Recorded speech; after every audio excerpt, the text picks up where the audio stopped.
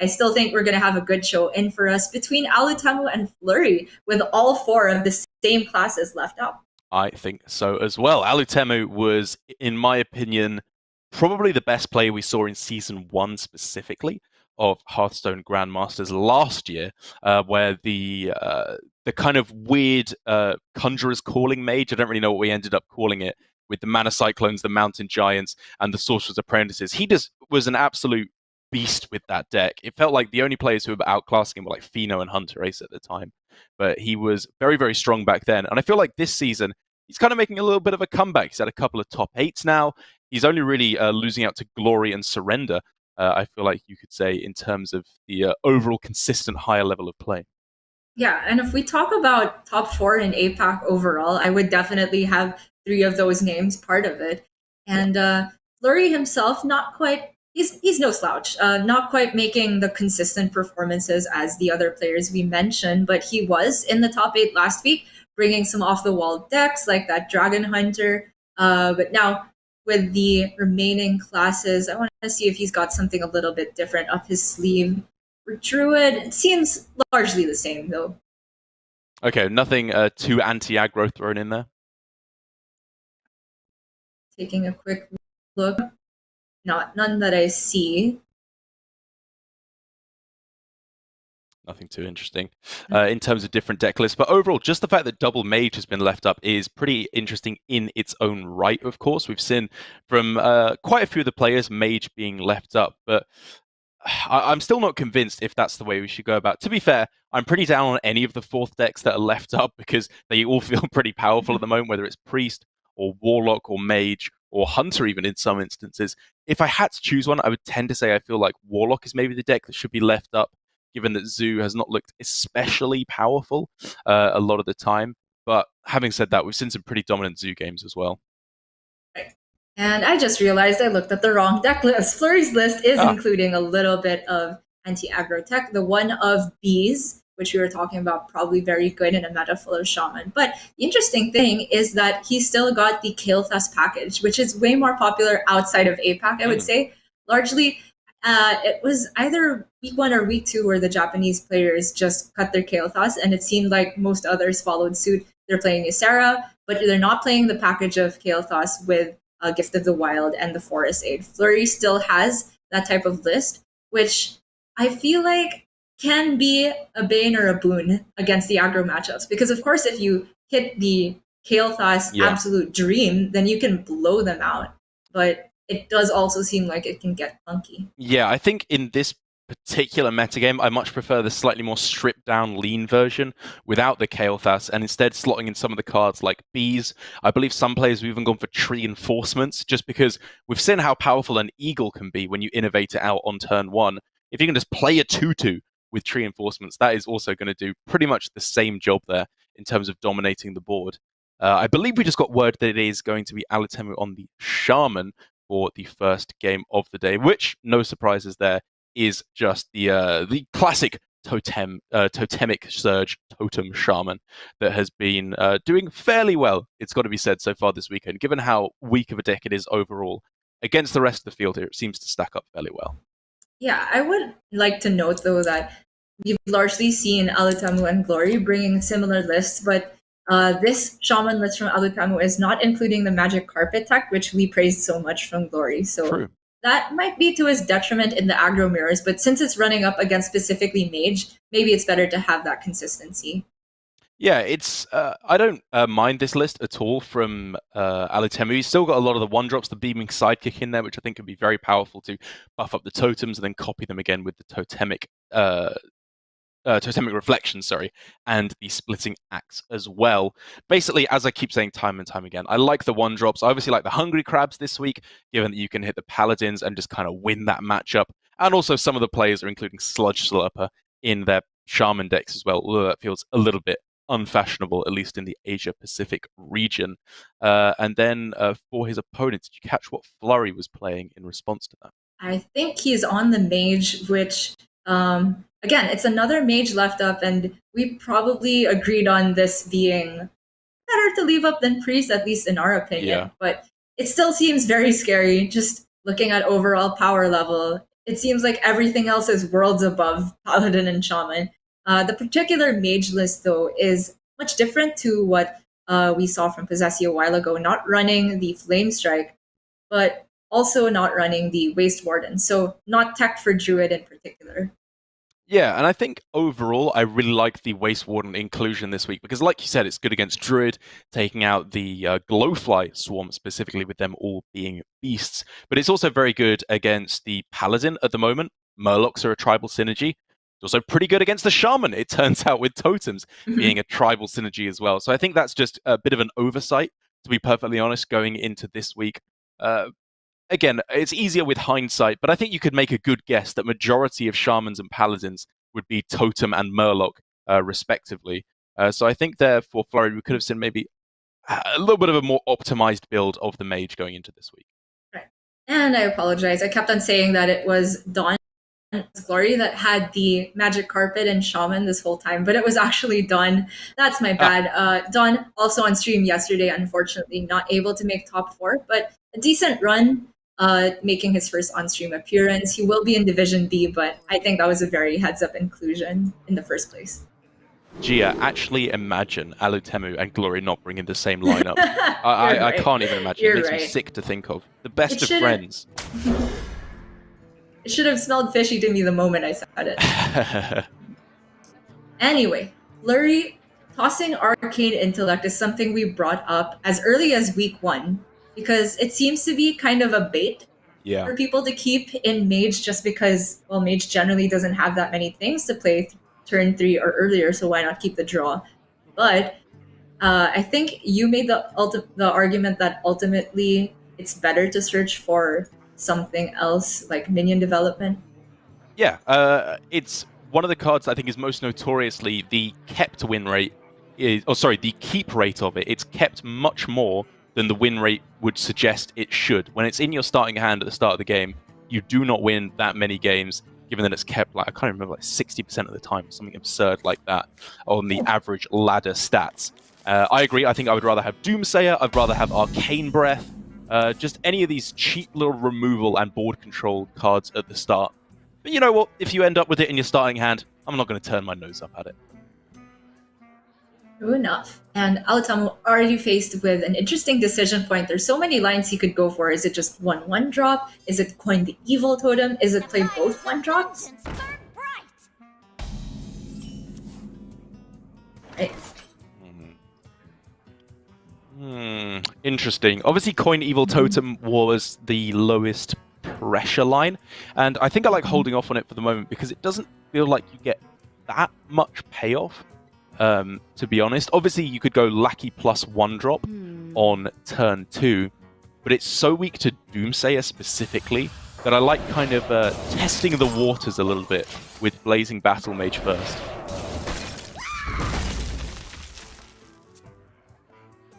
From my perspective, it's not so much about, ooh, wow. Totemic Reflection off the top could give him a very powerful curve if he plays the Evil Totem, but you see him hold back because I think he really wants to play the Evil Totem, just thinking about whether he gives it +2 health as well. He's just seen a Ray of Frost, so maybe it's not too tempting, but Arcane Breath is always a threat. What I was saying a while ago is that I feel like the consideration is not so much about playing around Doomsayer, because it is Highlander Mage that toss their whole hand, not very likely to come in, but more of saving the coin, because maybe getting that flexibility with mana to play both a buff and a copy effect turn, or just making your overload less awkward is very important. We said it's a one-of. But I was just about to say as well that this play from Alutemu, I think, you say it wasn't about the Doomsayer. I think that was a side effect of his plan, as he realized, okay, I played it on 2 here. Maybe he doesn't have the Doomsayer because he may have just played it in response to the Battle Mage, and therefore he throws down the Evil Totem plus the buff with Totemic Might, hoping there's no Doomsayer, praying that there's no Doomsayer, and he's met with it off the top. Disaster. Giant disaster. So the game plan now for Alutemu is, I guess, try to land the buffs onto a hero power generated totem, but Flurry gets to play the Twilight Drake this turn. just a chill win Yeti, but more than enough to deal with totem stat line minions. Oh, it's a sacrifice, man, here. Playing that and deactivating your Malagos on the following turn feels awful. Oh no, I think it's But totally I think fine. I agree with it. Yeah. Yeah. He's so far ahead just with one minion. That's the nature of the Shaman matchup. Yeah, you just have to be able to clear their board every turn. It's way too important. Of these, one of them is actually run in the deck, so I would assume that's what's getting played. Yeah. Alutemu next turn can go for Evil Totem with that and copy it immediately. But I was wondering if you ever go for Ancestral Healing to give something Taunt so that you can then protect your Evil Totem and hope to get the buff on it next turn. But I guess that's maybe a little bit too risky. going into a turn 5, there is only a few punishes against the other Arcane Breath and Rusty Raider, but overall I feel like the Totemic Knight is a bit more consistent. I think I agree. Oh, for next turn. Well, I think I like starting with the draw. Find yourself a dragon, something that you can activate this Malagos with. Hey, a Kalagos! That'll do the job very nicely. The Rhyming Buddies. It is a question of when Flurry feels like he'll get the time to play Malagos, though, because obviously if it comes down and the spell isn't immediately active, it's very slow onto the board. But he's done a good job of just keeping the board under control because he got the empty board Twilight Drake after Doomsayer. But now, Alutemu can try it a little bit. It's a mini pop-off. It's a fairly medium-sized pop-off, I think it's fair to say. With 1 or even 2 Totemic Mites here as well, he can get a decent little bit of health on the board. Sure. He could just make 2 Malagos for himself. Yeah, I really like at least in version. terms of stat line. This, I think, is definitely the last good push for Alutemu. So rather than save the second Totemic Mite for, maybe later on I'm able to make something happen, I like going all in here and trying to stick the second Totemic Reflection no matter what. I agree. It's also much better, much more resilient against Reno, for example. True. Oh! Okay, so if he bumps one of the 2 8s and plays Reno, it's not very likely that the 2-4 gets cleared either, right? I couldn't tell you the discrete breakdowns, but it feels like it's unlikely to even kill off one of the totems. Sure, I agree. May just go with it anyway to get the body down and set up for Blizzard. It's never better to Reno first and then launch your attack in response. Oh, Polymorph. Poly looks I think you take that. Yeah. Yeah. Just remove one totem straight up. Okay, fair enough. I guess Nova is not really what you're thinking about too much at the moment. So he can poly 1 evil totem, trade over the 3/2, and from what he can see, leave 10 board for the next turn. Still have a minion on board. Make up for a good Reno. But he's very scared to see some type of splitting aspect, even just on 1 totem. I think overall, though, here, even though it obviously from our perspective is looking a little bit scary for Flurry with the second Totemic Reflection, he's just got some powerful plays turn after turn. Unless Alutemu is able to find a surprise lethal in the next couple of turns, I think Flurry could quite happily go Blizzard into either Reno or Tortolan Pilgrim into a box if he's lucky. I think it might just come down to that. But speaking of surprise lethals, it's not a surprise for us because we can see the Bloodlust already in hand for Alutemu. So his job now is to create the most resilient board possible. And of course, the definition of resilient changes depending on what's in your opponent's hand. But he wants to keep it wide, but also Reno-proof.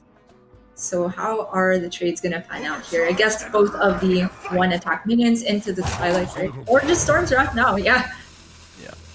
That's insane. I think you probably want to put at least one of them in just to play around Blizzard.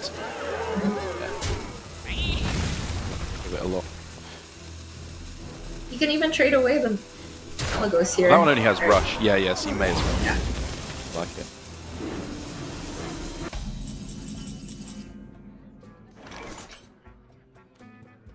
The value train has started for Alutemu. And even just play Evasive Draconid on the next turn.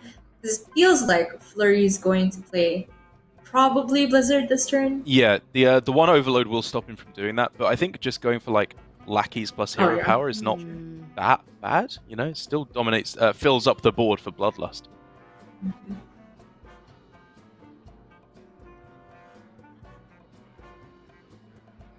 Generally, if you're looking to go Blizzard and Reno across 2 turns, if the board has a few minions with low health, it makes more sense to play Blizzard because you'll get the guaranteed full payoff of the damage on all of those, whereas Reno might not distribute it in the best way. So it makes sense for Flurry here.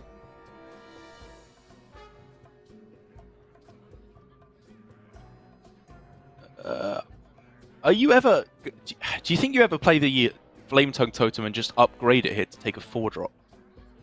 That's interesting. I didn't even look at that.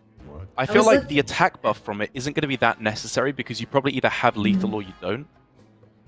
Sure, either you have lethal or stuff is frozen so they can't attack anyway.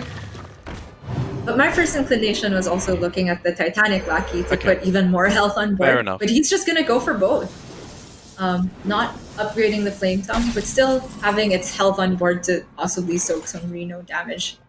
Oh, spell to use with that. I'm seeing one play and one play only, Gia. Tortolan into Frost Nova, right? There's no other card that's good here, right, Derek? You're halfway there, Gia. You're well on your way. What to do? Let me try again. Frost Nova into Power of... Sorry, Tortolan into Power of Creation? Yikes, you were right the first time. Well, there's, again, only one play here. You have to pick the Frost Nova.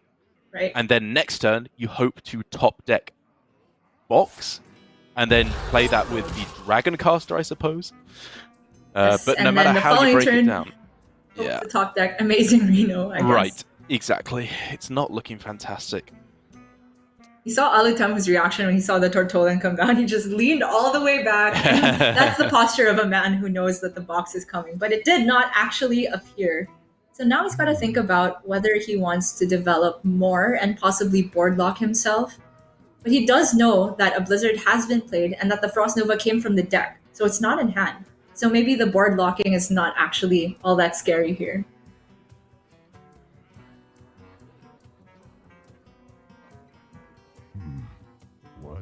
The additional 7 health protects him from some combination of damage spell and Reno.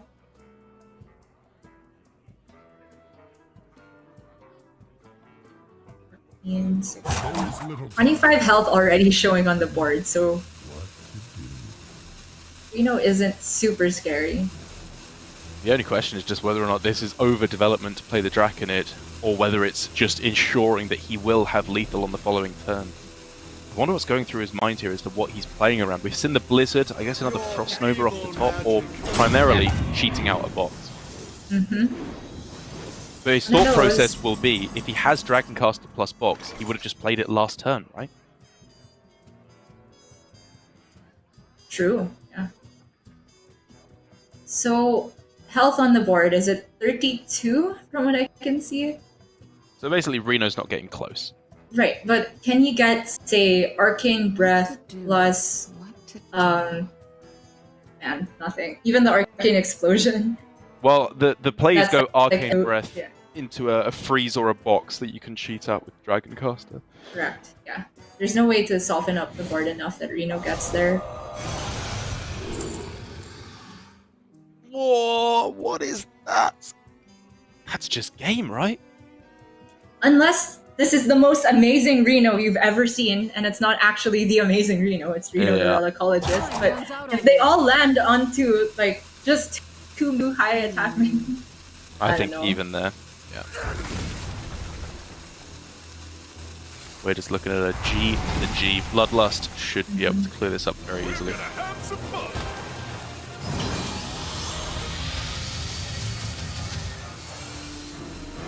Yep, not even the Flame Tongue removed, and that is going to be a quick game 1 to Alutemu. Very nicely done there by Alutemu. I think that he knew what he was setting up for over the entire course of the game. Flurry did do a good job of playing around that as much as possible. Obviously, the Doomsayer off the top helped him out a great deal. But I think that Alutemu, like you said, the play of Battle Mage on 1 maybe wasn't so much a scout for Doomsayer, but I think it had the side effect of doing that very nicely. And he made the play with Evil Totem, anticipating there would be no Doomsayer. Obviously, it didn't work out for him, but I'm glad he was still able to recover it and take the win after that good starting play. And it really does seem like Shaman is a whole new deck today compared to yesterday. I can't say the same for Paladin just yet, but I'm pretty happy to see Shaman actually working out the way it was intended to. Me too. I think it's a very, very cool deck indeed, and I'm personally always a fan of Shaman when it pops up, no matter how toxic it may be in its powerful form or in this slightly less powerful version that we see now. But either way, it is a win for Alutemu on the board 1-0 up over Flurry. We're going to see the conclusion of this, however, right after this short break.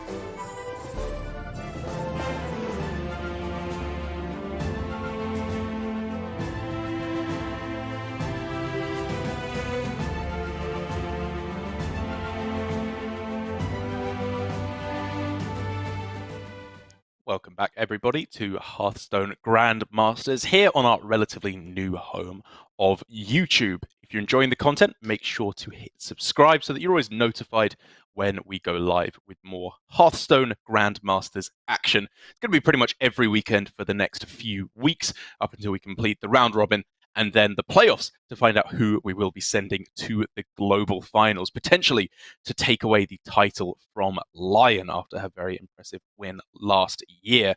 And two of those players who are looking to do so are Alutemu and Flurry, both guaranteed Division A once we head into the round robin. So in a pretty good spot to get through to the playoffs. But still, they're just fighting out to show who is the most dominant in the APAC region.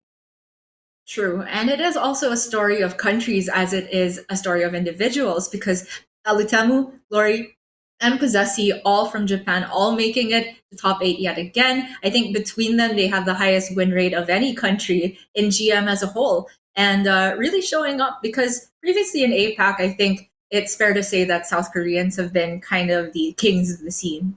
Absolutely, yeah. It was, I believe, Ranlit, fantastic member of the community, very actively trying to provide stats and improve the Hearthstone scene, who gave us a little rundown of which countries and regions were doing best. And some of them were grouped together a little bit. I think it was like the UK and the Nordic countries were kind of lumped into EU. Oh, how do you feel North. about that, Derek? How do I? I mean, I feel great. That means we get our Right? one player lumped in with Hunter Ace as like the best player in the world. So I'm not complaining there. But like you say, Japan #1, at least at the end of last week.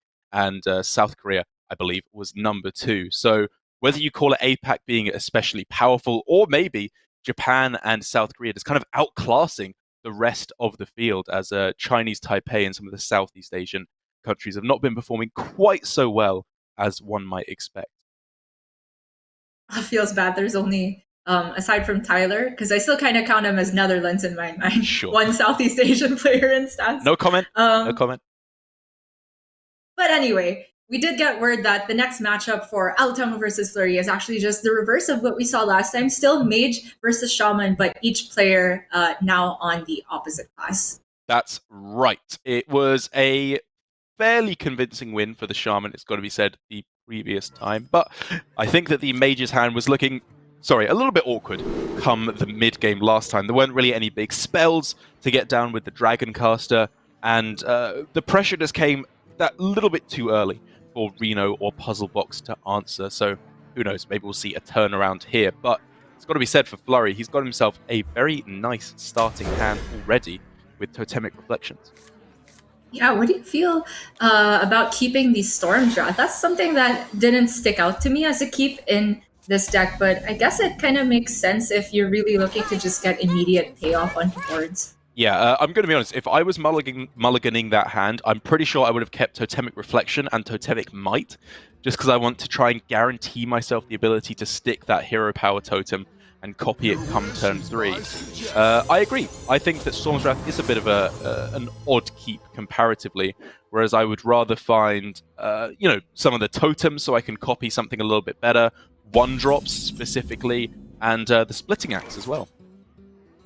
True enough. And we talked about the different builds of players. Dawn running the Marsh spawn, and we can see Flurry's also got that. I guess it's less heavy on the totem package as a whole, or it makes it a little less consistent. So I'd be interested to see if he would want to use one reflection just to, I guess, take a value trade on the Zephyrs. It feels really bad, though. I think I really like this line now from Flurry.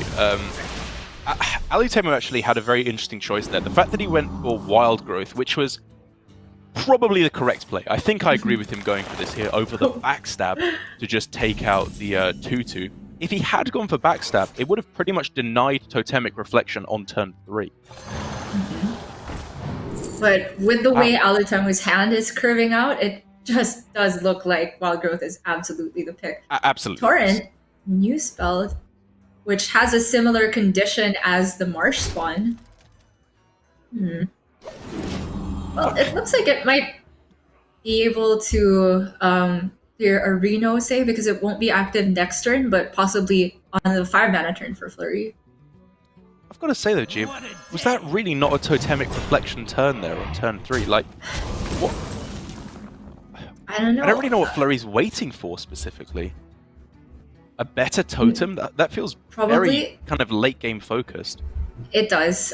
He does have it here, the Mana Tide or Evil Right. Totem to give him more value. Or maybe it was just a matter of getting the Marsh spawn on curve and while it's active. It would have been But- active the turn after though, because he played a spell. True. Even if it is a little bit off curve. I don't know. Yeah.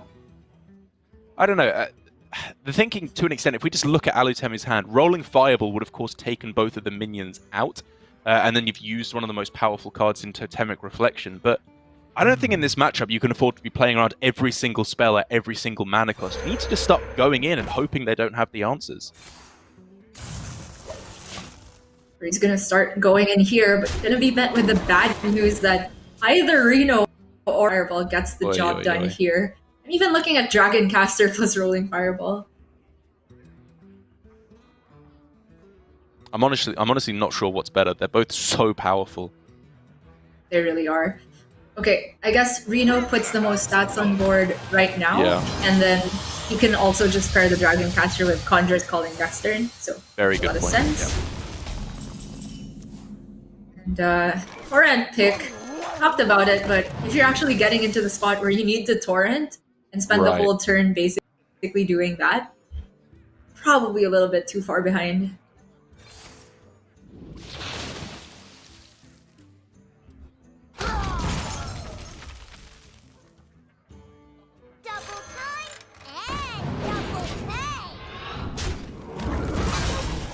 Pretty easy board clear, though. I think that's, again, the only real thing that Alutemu could... Oh, sorry, that Flurry could consider there. Look at this curve there! Yeah, this is insanely powerful. I mean, this is a conch turn. Then he goes to Tortolan.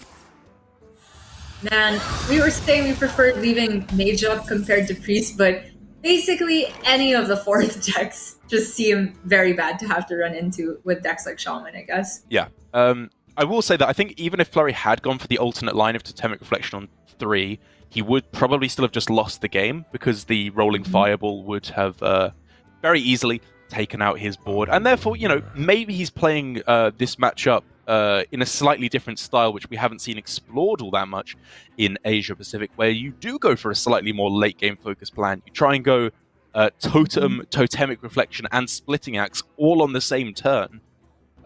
If I had to wager a guess, I would say that plan is extremely unlikely to work, but it's possibly something he's considering.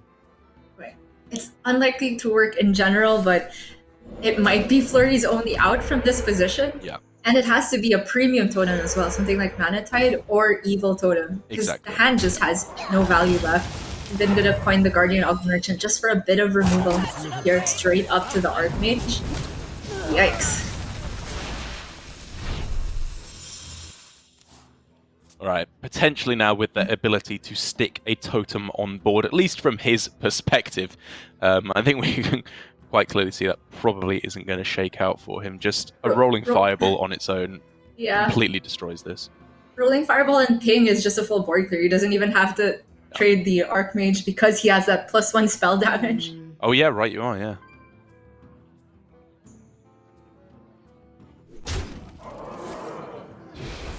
Oh gee, you're seeing the lines. Missed damage. Missed 3 to face. Yeah. But not a big deal at all. Yeah. Oh, alright, there we go. That's the totem. That is what Flurry is looking for. Maybe now one of these will stick. As far as we can see, Alutemu doesn't necessarily have the ability to clear off both of them. Just feels so bad that we're like, oh, that's the draw when it's Shaman. And it's just 2 forests, 2 lackeys. Whereas with Mage, the draw, like the puzzle box, can do a million things more. With Druid, the draw is like exotic bounce seller into full board. I don't know. Yeah. Just talking about strict power levels, the disparity is insanely huge. It really, really is. That's why we're just not seeing Shaman at the top level at all. Aside from, of course, Staz's less than successful bring in week 1 of Grandmasters.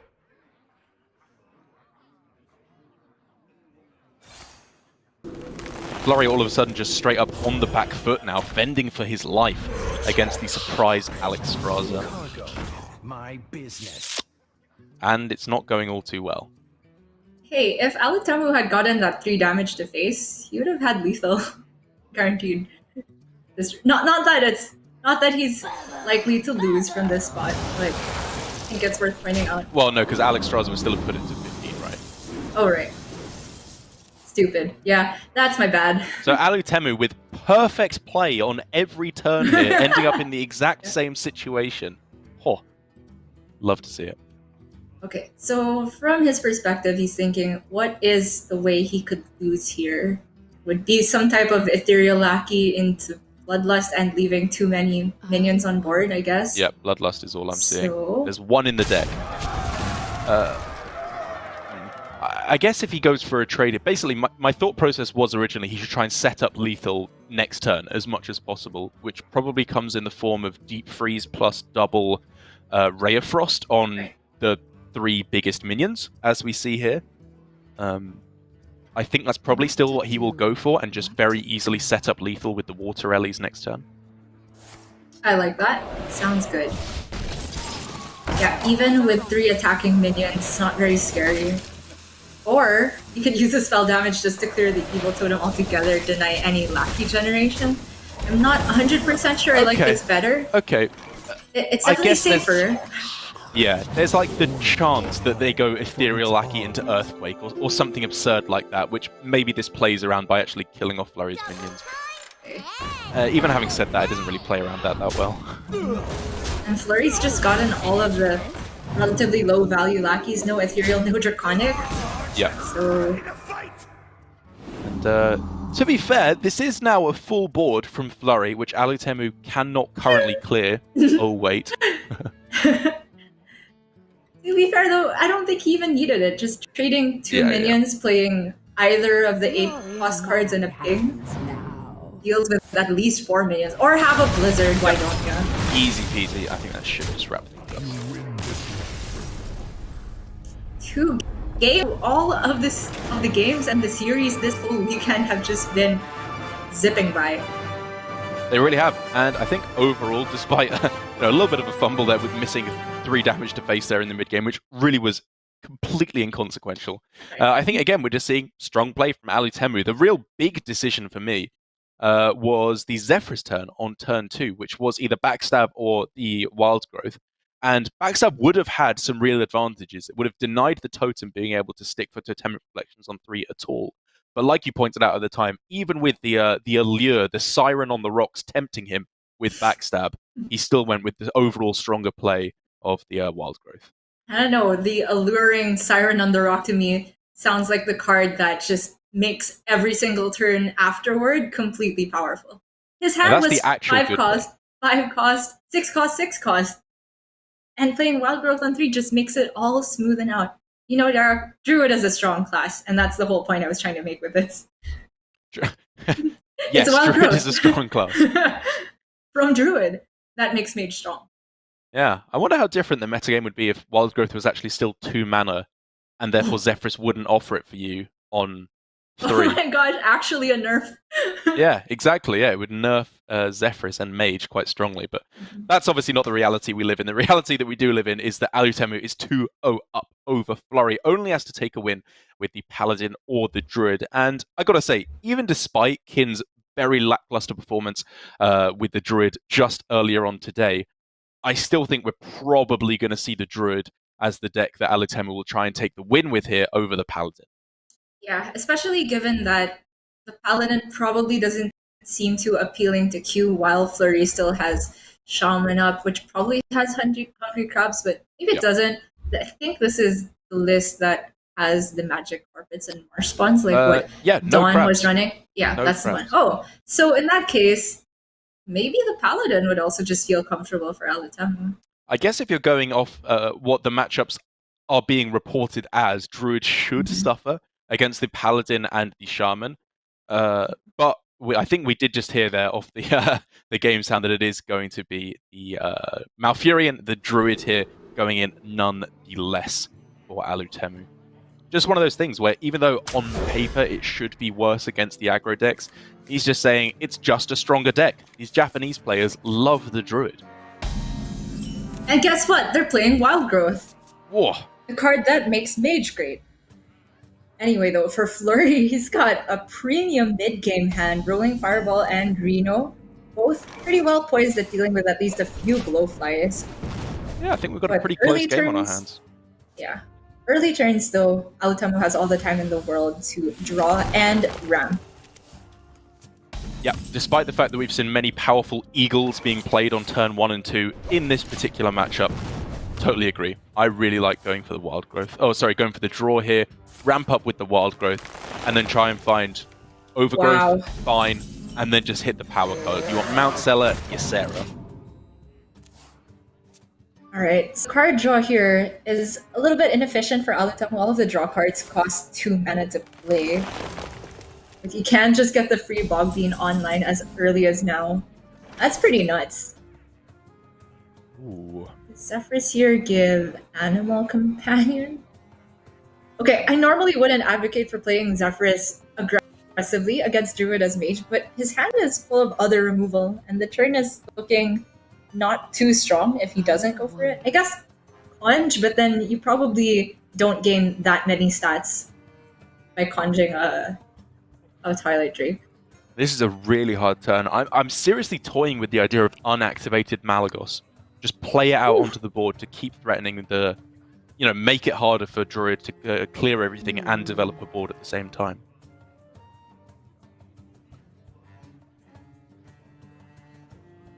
I don't Because if you look at the battle cry effect of Malagos and Zephyrs, Zephyrs has to be the more important battle cry. Even if you're offered, the upgraded Frost Nova or Flame Strike from Malagos, it's just not as good as what Zephyrs gives you. True. And the Malagos isn't even guaranteed to give board clear. Exactly. And more expensive. So ultimately, we all agree, you, me, and Flurry. Just the 2-8 seems good enough. Coming soon to a cinema near you. You, me, and Flurry. Or maybe not that soon. Glowfly can play it with the coin power of the wild. Yeah. As early as now. What are the benefits of holding it? What do you gain if you hold off for a turn? Nothing, so far as I see.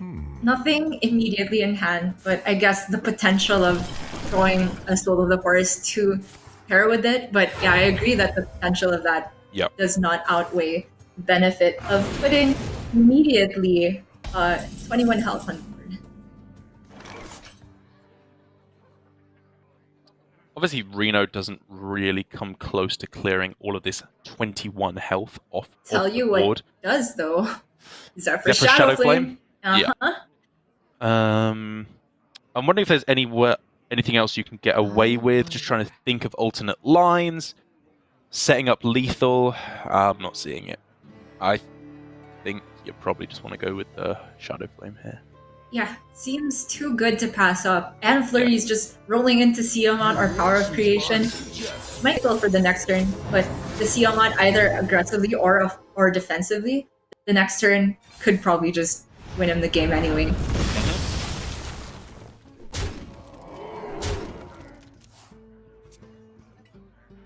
Basically just relying on Alutemu finding some kind of a good draw here, and Innovate just is not it. Obviously has to go for the draw here to try and hit the Mount Seller as the dream.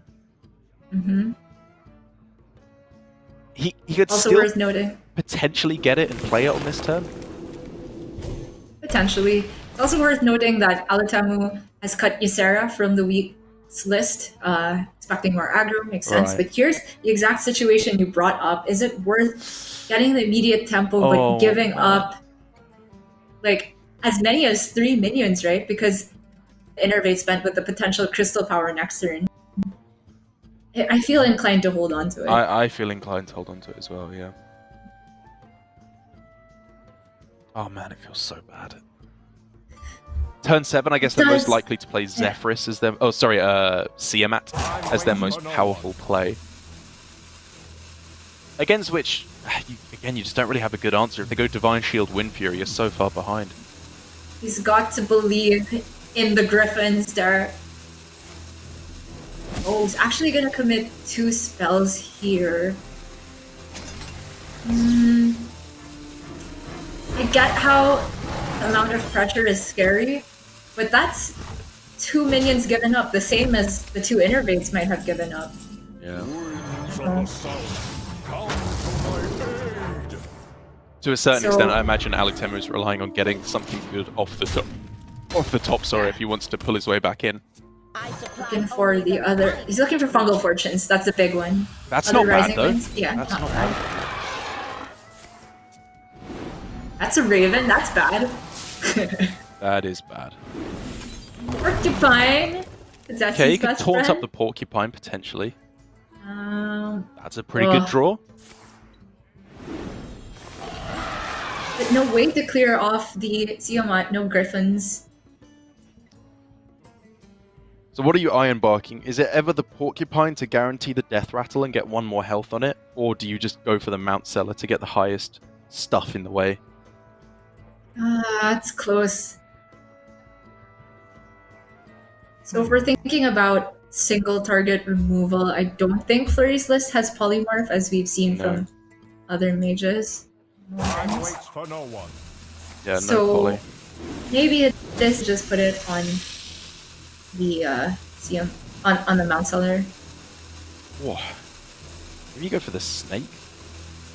Just because it guarantees... That seems you know, so hopeful. It's just 6 health! I guess.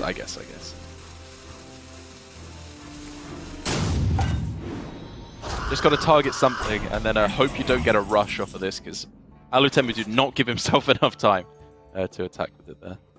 So he could play the rolling fireball, but go face only for 14.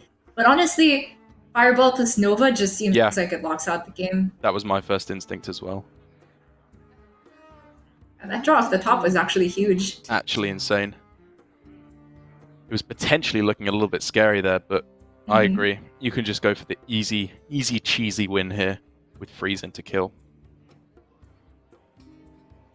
Easy breezy, blurry flurry. Let's go. Alutemu, Shmlalutemu, am I right? The comparisons are endless.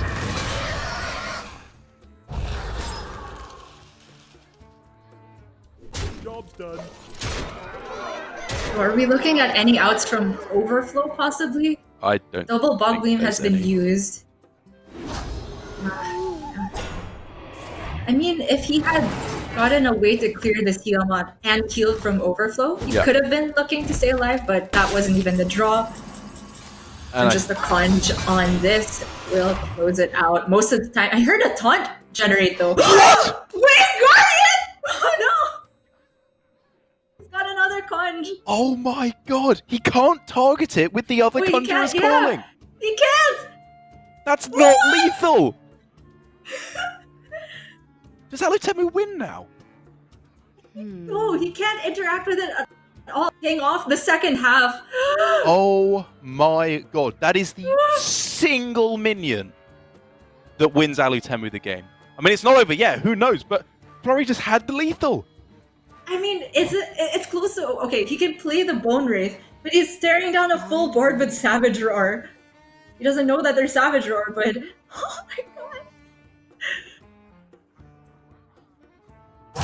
god. Top 5 moments, Dara. Yeah, don't worry, I'm on it. That is a top 5 bruh moment right there. Oh my god. So does he just leave it up now? Because trading it off still leaves the same amount of power on board. And he just gets rid of his Tiamat, right? I mean, he's got to start pushing through, right? He can then Blizzard next turn if he's not dead. Yes, but he is... I think he's dead. Okay. Because his hero power can hit the Reborn on the Bone Wraith. 18. It's lethal. Oh my god! How does he keep getting away with this? Alutemu, you absolute madman. Oh my god, you gotta feel for Flurry here. That was just absolutely brutal. I do. Alutemu with a small coy smile and a Flurry. Flurry with a wry smirk as well. The player's expressions say it all for us. We didn't even see it immediately because I think the Discover was blocking, or something was blocking. The spell itself, like, you know, the card text that comes up was just blocking it. I heard the little shield sound effect for a taunt popping up, but I didn't think it would be that taunt. Ludicrous. Absolutely ludicrous. Well, congratulations to Alutemu, I guess. You know, it's a somewhat ridiculous way to end up winning the series, but I think overall we can say he played to his outs the best as he could. The one thing that you were somewhat hesitant, or you didn't necessarily love, was like killing off the Twilight Drake the turn earlier with the Bog Beam and the Crystal Power. And I think I definitely see your point that he could have maybe tanked the damage a little bit more and then tried to go for a full board sweep on the following turn. But he was rewarded, it's got to be said, with not only obviously the Ancient Guardian there, or Winged Guardian, sorry, but also just the Rising Winds off the top, allowing him to spend all his mana and hit the lethal. Can you believe, less than what feels like 5 minutes ago, we were rhyming Flurry's name and singing his praises because he had won the game. But it turns out there are more things that rhyme with Alutemu, Shmalutemu, and Galutemu, and Winged Guardian. Yeah, Winged Guardian, it turns out, does rhyme with Alutemu. I think we can take a look at the bracket now to see how that shakes things out for this group, see who is likely to advance through to the finals. Oh, sorry, misheard. Apparently we're going to take a second to go through. Oh, there we go, okay. It does mean that... all right, Alutemu is in the winner's match now, up against Possessi. Apologies about that. So it is going to be at least one Japanese player guaranteed to go through to the top 4 to join Glory tomorrow on finals. So again, Japanese players just doing very, very well for themselves indeed. But 4 down at the bottom there now. Flurry versus Kin. That's a brutal way to go out there, but I think both of these players can hold their head high this week. I think Flurry will take it in good faith, or be a good sport about it, because he is still guaranteed Division A anyway. True enough. Flurry versus Kin will be a pretty interesting one. And also the Possessi versus Alutemu. We've seen the Japanese team kill on a previous week between Alutemu and Glory, but I think this is the first time Possessi will be facing one of his countrymen. Always going to be fun to watch that, as they do tend to practice with even similar lineups. That's true, yeah. There's always some kind of similarity between the lists, but what we do see, not all the time, but fairly often, it's got to be said, is players with the same lineups banning different decks. We've seen that quite consistently between Glory and Alutemu last year and this year as well. So I would be very curious to see if they discuss ban strategy as well, or if it's because they discuss ban strategy, they know their opponent's thinking, so they kind of bait them and switch off to something else at the last minute to try and catch them out. I do hope we get to see that, because it always spices up some of these mirror matches. You know, Derek, knowing that both these players are guaranteed Division A, and the rest of what they have to play for is either pride points or I guess their choice of trying to lock out Blitzchung to help Chonsu, but I don't really have any theories about those types of conspiracies. Yeah. Do they ever ban the bad decks, leave up the good decks, and give us something interesting to watch? I'm going to go ahead and say I don't think so. I think we're probably just going to see the players trying to take the win and banning away the good decks. Because, imagine if they both agree to do it, though, and then you just get Alutemu, like an absolute madman, just flipping on them and banning away the good decks, and he just absolutely destroys the series. It would be cool to see, but I think for these players, it is going to be still trying as best as they can to take the win, just to prove the point. Imagine it's only taken 2 days for me to be wishing for Demon Hunter as a palette cleanser. That is what Paladin and Shaman can do sometimes. But yeah, no matter what decks are left up, I'm excited to see what they'll have in store for us. Me too. And we are going to jump into it as soon as we can. Obviously, Alutemu, like any human being would, although I'm not necessarily sure he is human at this point, is going to need a little bit of a break here to set up for his next match versus Possessi. It's going to be our winner's match, the winner of whom will go through to the semi-finals tomorrow. So make sure you don't go anywhere. It's bound to be a good one. We'll be back after this.